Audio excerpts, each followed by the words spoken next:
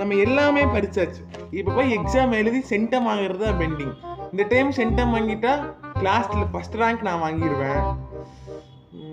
சரி, எல்லாமே வாங்கிட்டு ஃபர்ஸ்ட் ரேங்க்கு அந்த அவார்டு இந்த அவார்டுன்னு வாங்கி அந்த ஸ்கூலுக்கு பெருமை சேர்க்கணும்.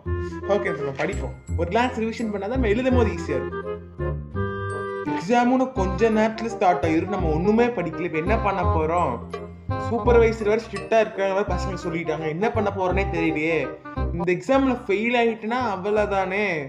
எங்கள் பேரண்ட்ஸுக்கு கண்டிப்பாக கூப்பிட்டுருவாங்க. என்ன பண்ண போகிறோம்? சரி, ஏதாவது பண்ணி பார்ப்போம். எக்ஸாமா காலையில் நேற்று நைட்டு போய் பேக் வச்சு படித்ததை காலையில் தான் எழுந்திருக்கிறேன்.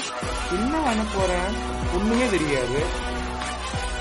டாப்பர் புவனேஷ் கிட்ட ஹெல்ப் கேட்கலாமா? என்ன பண்ணலாம்?